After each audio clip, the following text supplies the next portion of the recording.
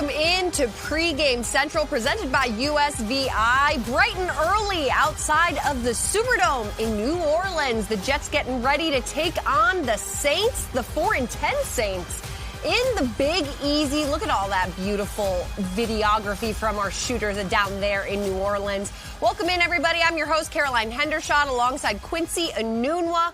We are getting ready for kickoff here in Florham Park. We will go out to New Orleans momentarily and hear from some of our people down on the ground. But Q, this is almost a little bit of a homecoming for Aaron Glenn and Chris Banjo, who were both a part of the Saints organization. I know you played at the same time as Chris Banjo. What do you remember about him as a player? He was a special teams ace, so I think it makes a lot of sense that he's doing so well. His units are doing so well, right? They pick up from him. They see a guy that's played before and did a lot in the special teams side. He was a heat-seeking missile at many times. He was a guy that you knew you had to pay attention to wherever he was on the field. I feel like he's still a heat-seeking missile as a coach on the sidelines, because the way he energizes his special teams unit as they are coming off the field, it gets me ready to go, honestly, when I watch him. So we see our quarterback, Brady Cook, there warming up. But what do you think of how special this kind of revisiting New Orleans should be, not only for Chris Banjo, but also for Aaron Glenn? I think it's going to be huge. I mean, anytime you can go back to a place that you started, right, your story began, right, this is one of those things that you're going to really feel great about. I know Aaron Glenn started as a Jet, but he had his coaching start, I think, with the Saints, right? So, you know, coming back, you know, as a coach that's been finding some struggles here and there, but I think he wants to come here and really show and prove that he's found a way to get this team back on the hump. Yeah, and I think whenever you're going to a place where you used to be a part of, whether a player or a coach, whatever part of your career, you kind of want to show what you've done, what you're made of, the growth since you've been there. It's a little bit of a pride moment, I think. Well, we have more to hear from Chris Banjo, because he sat down with Eric Allen earlier this week and talked about what New Orleans really means to him. And you're going back to New Orleans. You were a player there in 2016 to 2018. What are some of your favorite memories? And you mentioned that helping your foundation.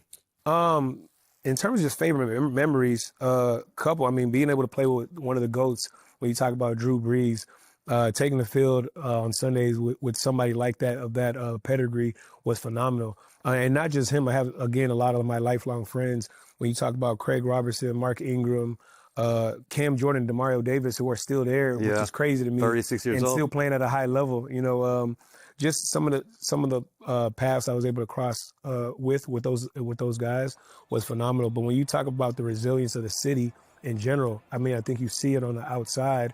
You hear about it, you know, some people talk about it, but being fortunate enough to live there a little bit, you really get to feel that. And that's what I was speaking to in regards to the foundation of who I am, being able to embrace those difficult moments, but still being able to press forward and press on. It was cool being able to be out there. That Chris Banjo is talking about Demario Davis and Cam Jordan, and they're still playing. I played with Demario Davis, right? He left. He was with the Jets, went to the Browns, came back to the Jets, and now he's been with the Saints, and he's been amazing. I mean, he's one of their top players. He's continued to be a great leader for them. He was a captain here. He's a guy that you can look up to as a young guy. So to see him now continuing to perform, I mean, these guys got to give him a loss.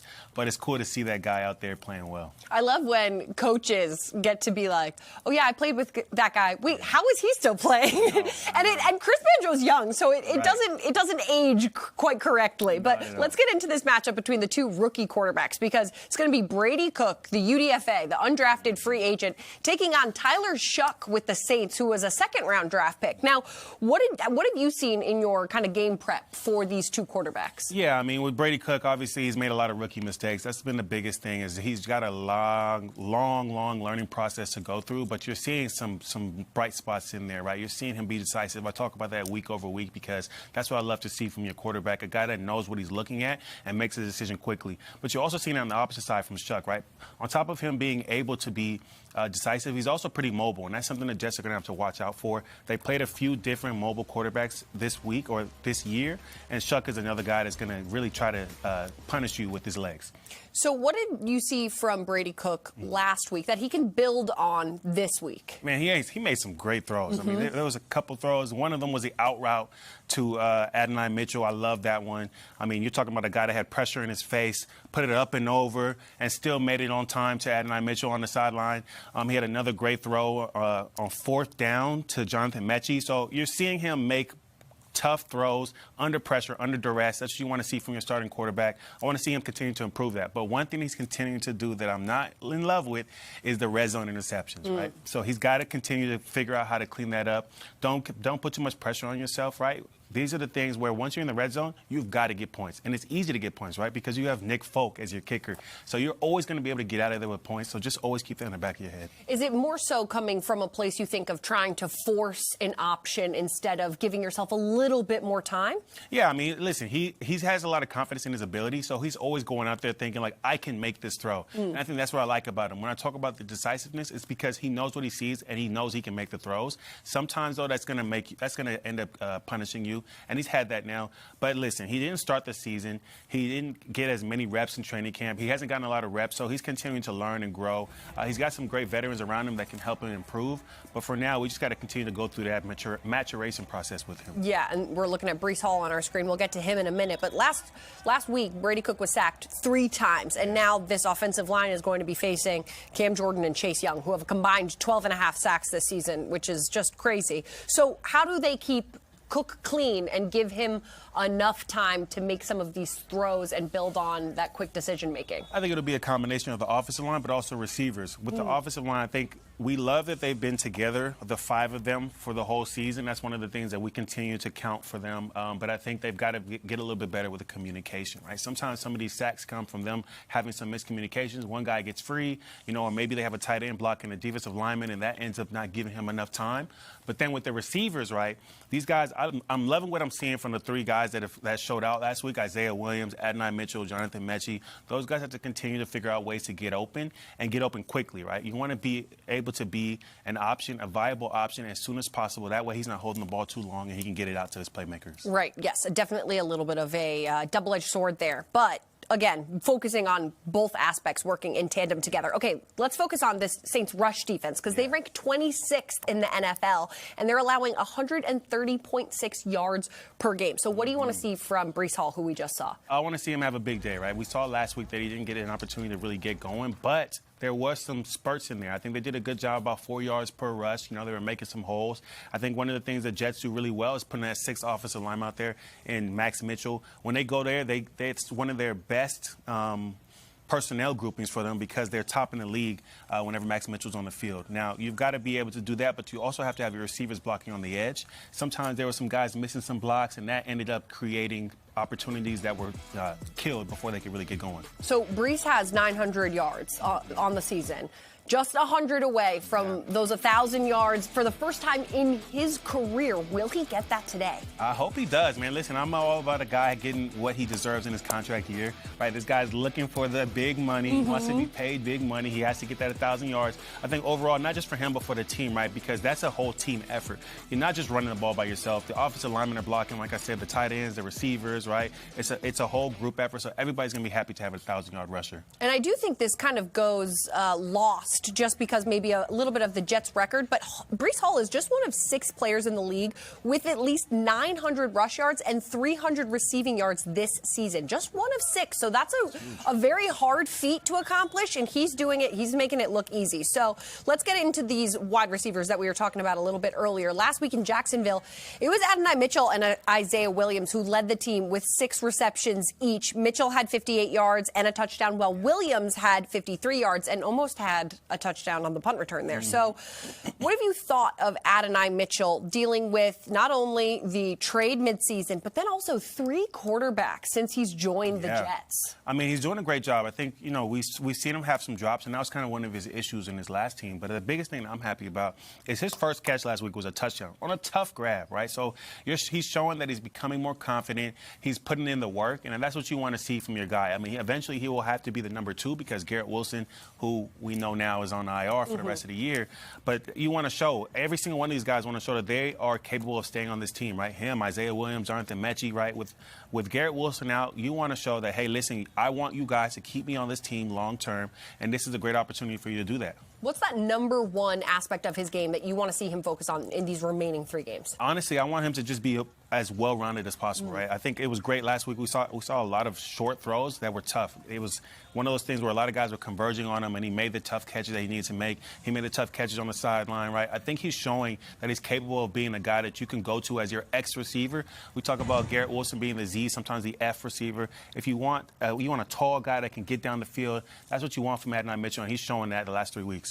Okay, so what do you think of this matchup between him and cornerback Kool-Aid McKinstry on the Saints? Because I talked to Adonai earlier this week, and those two have a little bit of a heated rivalry all the way since the college days. So what do you kind of expect to see from those two in that matchup today? It's always fun when you play somebody you know, especially somebody that you played in college, right? You kind of get a little bit of get back. I never forgot any opportunity where I played a guy. Well, there was one guy, Bradley Roby. Played him in college. He was at OSU, right? Anytime I played him, it was always that mind in my head because they whooped us in college. Yeah. If it's anything similar for him, he's going to want to make sure that he shows every opportunity that he's better than him.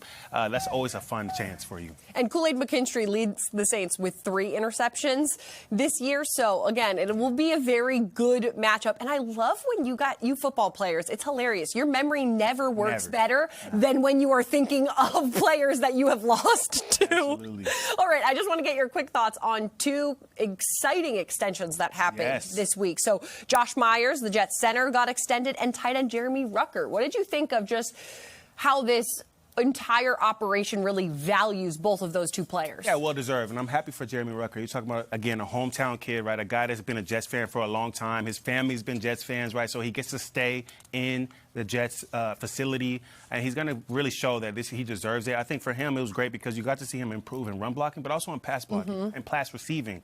He did a great job making hard catches all throughout the year, so I'm happy for him. And the same thing, right? Because you talk about Josh Myers, a guy that came in at center. That's a veteran presence. If you go young at quarterback next year, you want a guy that really knows what he's doing. Yes, and Josh Myers is definitely someone who knows what he's doing. He's very cerebral, and also he's just the nicest guy ever. Jeremy Ruckert, too, I did tell him to his face, it was gross that he was making me happy for an Ohio State player. I hate it, but I'm happy for Jeremy Ruckert. All righty, well, let's go down to Nola and hear from Dan Grassa on what we can expect in this matchup between the Saints and the Jets today. Thanks a lot, guys. Week 16 for the New York Jets down here in New Orleans as they take on the Saints. Just 3 games left in the Jets season. And, of course, you want to end on a high note, string maybe a win or 2 together here going into the offseason with a little bit of momentum. A little bit of a change for the Jets today as far as the defense is concerned. Chris Harris taking over as the interim defensive coordinator. He was, of course, pass game coordinator. And Aaron Glenn is going to have a hand in calling the defense today. Aaron Glenn, by the way, is no stranger to New Orleans. He was a former assistant coach once upon a time with these New Orleans Saints. Brady Cook, of course, making his second start at the quarterback position, looking for his first victory as an NFL starter, continuing to build that rapport with some of these newly acquired wide receivers like Adonai Mitchell, John Mechie. You've seen that chemistry forming. Now these last 3 games could be a good opportunity for that to be a good segue going into the offseason. His counterpart on the other side of the field today is going to be another rookie, Tyler Shuck, second-round pick. He's got 6 starts under his belt already. He's 3-3, and this Saints team has played some good football of late, winning 3 of their last 5. Going to be a good test for this Jets team this afternoon. Handful of days before Christmas here in New Orleans. Jets and Saints should be a good one.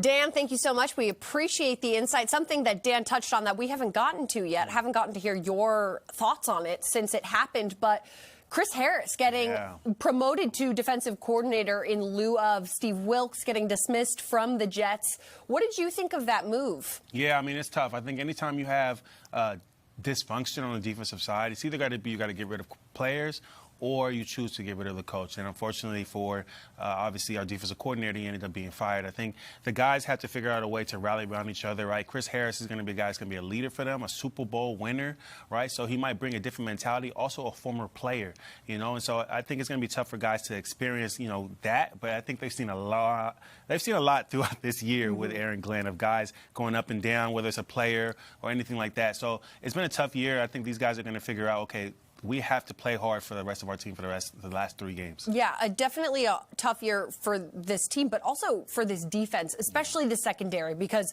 they have lost a bunch of different players throughout the season just due to injury. But let's actually hear from Chris Harris earlier this week for the first time when he addressed the media on the coaching change.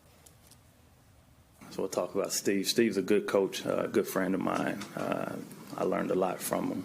It's unfortunate, ultimately, that this happened, but this is on all of us as a coaching staff. I want to thank AG for putting me in this position. But again, it's not about me.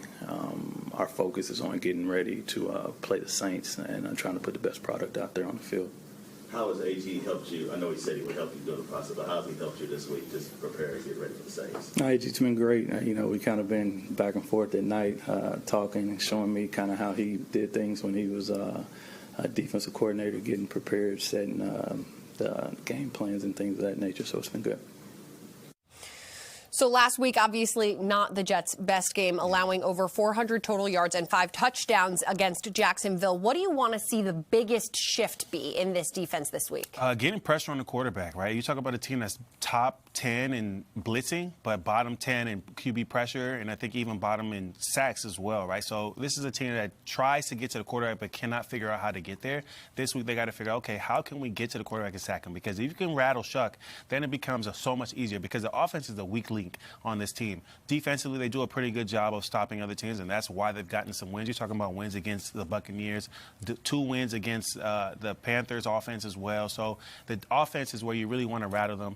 You've got to get pressure on the quarterback. This is a great week to try again. Yeah, you're right. The Saints offense is the weak link in this entire operation down in New Orleans because they are bottom 3rd in the NFL in most offensive categories. They've turned the ball over 20 times this season. So how can the Jets really take advantage of this just if you exclude the defensive line? Yeah, I mean, I think for the secondary, it's about really being sticky in the coverage. Unfortunately, you've got a lot of young guys back there, and this is another area where communication is important because these guys have had some communication issues, and that's why some of the big plays have happened. We saw it last week. The linebackers were getting attacked in the play action space. So, again, Chris Harris is going to have to figure out how can I make sure that these guys can play aggressively because that's what we love about guys like Quincy Williams and Jamie Sherwood, but then also being able to stay in your zones and not give up those big plays behind you. Yes, most definitely. And Tyler Shuck is 3-3 as a Saints starter. He is throwing at a completion percentage of 69% since week 9, and that's the 3rd best in the NFL since week 9. So he has really kind of picked up that momentum since he became the Saints starter in week 9. So I know you were talking about getting that pressure on him, rattling him a little bit more. How do they do that right off the jump? Because I feel like we talk about it a lot, is if you can get that pressure early, it might rattle them for the rest of the game. Absolutely, and that's a great point, right? I think actually since like week 10, the whole team has been playing really well. I don't know, they've had some shift. One of the shifts that happened for them was getting, I think Devon is his first name, Vele. That receiver has played really well for them, but he's on IR now, right? So now they has one less weapon. So that's a great sign for the Jets, right? You have one less guy to worry about, a guy that's been making some big plays for them, not only on 3rd down, but all across the board. You still have to worry about Olave. Juwan Johnson is another weapon they have right there. So, again, it's about being sticky in your coverage, but also having great communication. And then linebackers got to be quick with reading and reacting. I think one thing I see when I watch the Saints defense is they do a pretty good job of reading the play and getting back. You got to do the same thing on this side. You cannot stay down too long because now that's how those big plays continue to happen. Okay, and reading the play and getting back, is that just more so of just a processing advantage, like they can recognize the play earlier, or they're just more so trained and a little bit more methodical of like read it and get back? So it's funny because I think it was Coach Harris that actually had an interview this week, and he talked a little bit about how there's some things that the offensive line do where they make it seem like it's run, make it seem like it's pass, and it's just about continuing to read those things, understanding what you're looking at, right? Because different teams are going to look differently, and also they're going to try to sell it as well as they can, right? And so they've had, I think twice now you play the Dolphins, and they've been able to sell it really well, and that's how you've been giving up those big plays. I think now Chris Harris is going to make sure that these guys are focused on that because that's been really their biggest weak link. Yeah, most definitely. And you did mention just kind of the dual threat that Tyler Shuck is. He's one of 6 quarterbacks with 6 or more passing touchdowns and 2 or more rushing touchdowns. So, again, you got to watch out for his legs. Quickly, before we get to something else, wide receiver Chris Olave. We just barely touched on him, but he leads the Saints with 896 receiving yards, 6 receiving touchdowns, and his 82 receptions rank 7th in the NFL. So do you expect Brandon Stevens to be following him? No, I think they kind of given up a little bit on the following thing. Not so much giving up, but, they've done more of, okay, you play this side, you play this side. And with Olave, right, you do want to make sure you have as many eyes as possible on him. He's one of their biggest threats, right? He'll get down the field, right? He's very similar to Garrett Wilson. Obviously, they went to school together, right? So it would have been cool to see them matching up against each other. But, I think for the Jets, it's just about making sure you keep an eye on them. And then the biggest thing I want to see these Jets do is not get too far behind the sticks, right? So first and second down, really pushing them back, making the throwing downs be obvious throwing downs, right? Because that's how you get beat by the play action. When it's 2nd and 3, I got an opportunity to either throw it over deep, run the ball, or play action. Right? So when you put these teams in opportunities where you have to throw the ball, then it's so much easier to defend. Right. And if this defense is looking at specifically defending Chris Olave, what makes him so dynamic and such a dynamic receiver? Like, what aspect of his game can they take away? Oh, that's tough. I think it'll be less about taking away something from him, right, and more about making it confusing for Tyler Shuck. He's still a young quarterback. He can still get really confused, right? So when you talk about the different blitzes coming towards him, it's also about the different coverages that you can create off of the blitzes, right? So some fire zones where, okay, it looks like it's a blitz, then it ends up being a zone, and you have this opportunity where guys are in different spots, right, jumping to different areas, and then you can get an easy pick, because this is the week where you want to get that pick. I think Chris Harris, being a guy that has played defensive back, he should take so much more pride in getting these guys that first interception. You know what? And I'm hoping, too, that G-Dub maybe gave a couple of pointers to the secondary about how to maybe get the better edge on Chris Olave, but we'll have to see. All right, Jets fans, don't forget, the Jets still have one more home game to come this year. Come out to MetLife Stadium on Sunday, December 28th at 1 p.m. to see the New York Jets host the New England Patriots, presented by Ticketmaster. Get your seats now at nyjets.com/tickets. All right.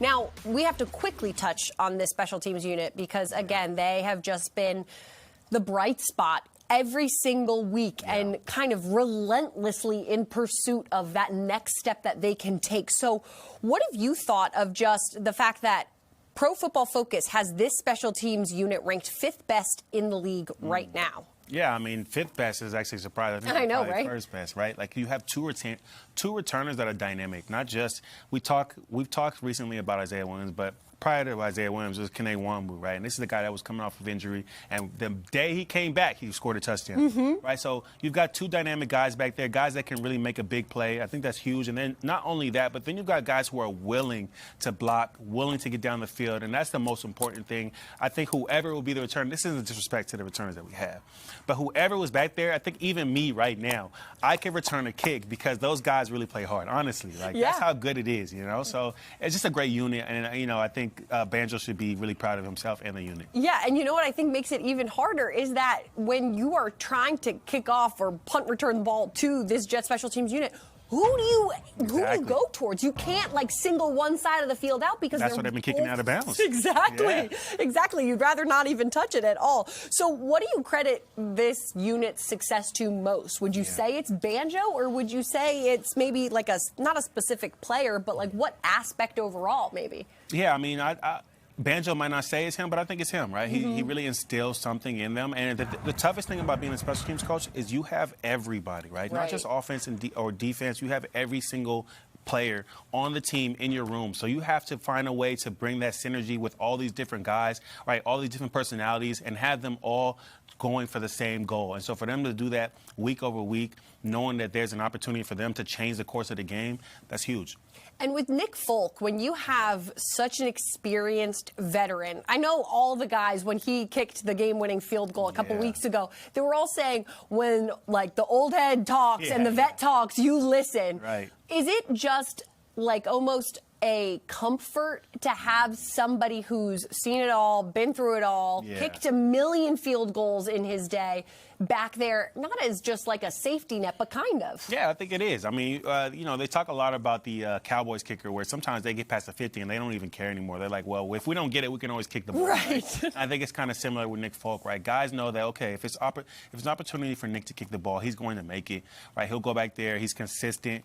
He's the Folk hero, right? So I think they love that. And he's also a veteran, a guy that can really instill a lot of confidence and wisdom into the rest of the guys. And, of course, we'd be remiss if we did not talk about that guy, Austin McNamara. He's been having a fantastic season as well. Definitely. But also Quantez Diggers, because he has been playing phenomenally as well. What have you just kind of seen, because you were here when he got drafted, what have you seen from his evolution from getting drafted to really, like, finding his role within the special teams unit? Honestly, I think this is his perfect role, right? You're talking about a guy that when you watch him coming out, he was a scrappy guy, but he was also very fast, right? Strong. And that's the perfect role for a gunner. And that's what makes Austin McNamara so good is that, okay, you're doing these big punts, but if you don't have anybody down there to stop the punt returner or at least to pin the ball down, then it doesn't really matter, right? You're just kind of kicking it just to kick it. So it's a whole group unit. It's a huge I think that's the beautiful thing about special teams again, is that everybody has to work together. Yeah, and we're looking at Isaiah Williams right now. I'm hoping we see a touchdown out of him today. That would be. He's old one. I know, right? Yeah. Seriously, because that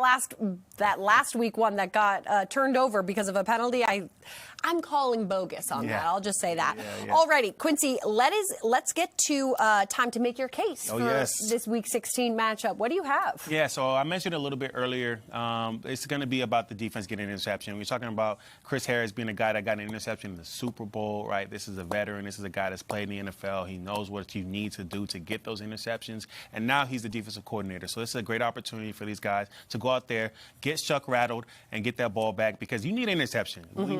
We need an interception to end the season. I think this is the perfect week to do that. Yes, most definitely, especially with the 20 turnovers. I was talking to Brandon Stevens about what was Chris Harris's message this week to the defense, and he was like, really just kind of owning this defensive unit ourselves. So instead of making you pick who will potentially get this interception that you speak of, I won't make you do that. Do you think that this interception, ideally, this interception, comes in the first half or the second half?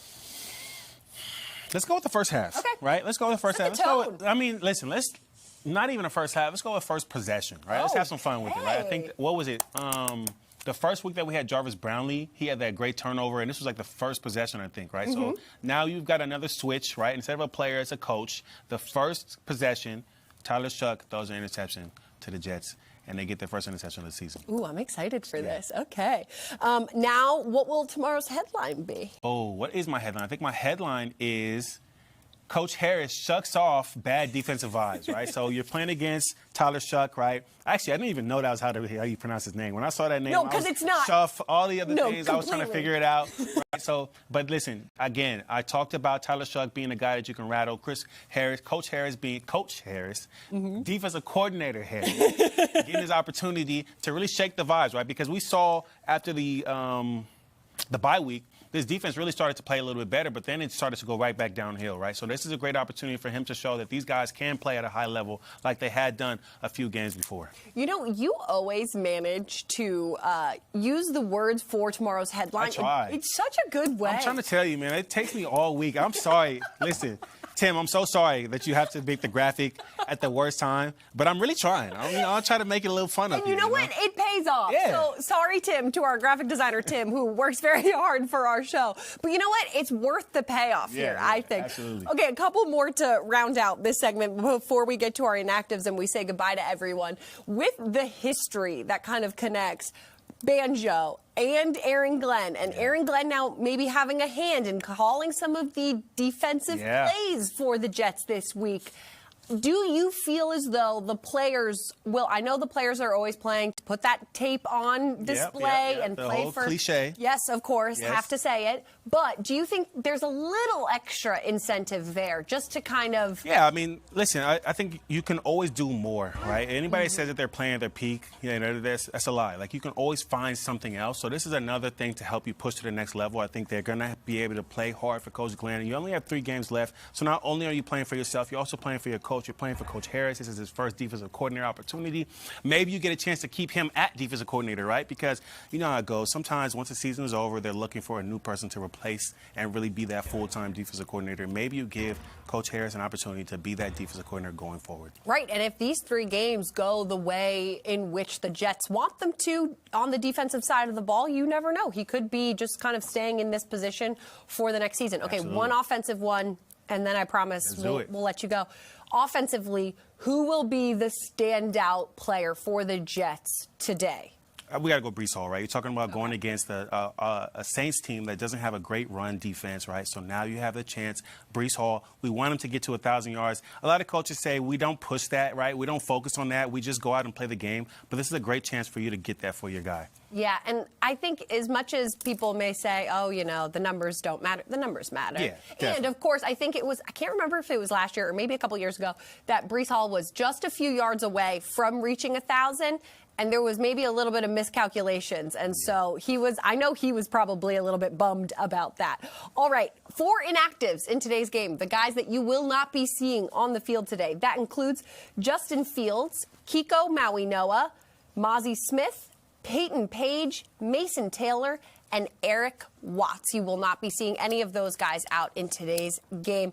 Everybody, thanks so much for tuning in to Pregame Central, presented by USVI. Quincy and I will be with you on Jets Overtime 30 minutes after the game. We'll see you then.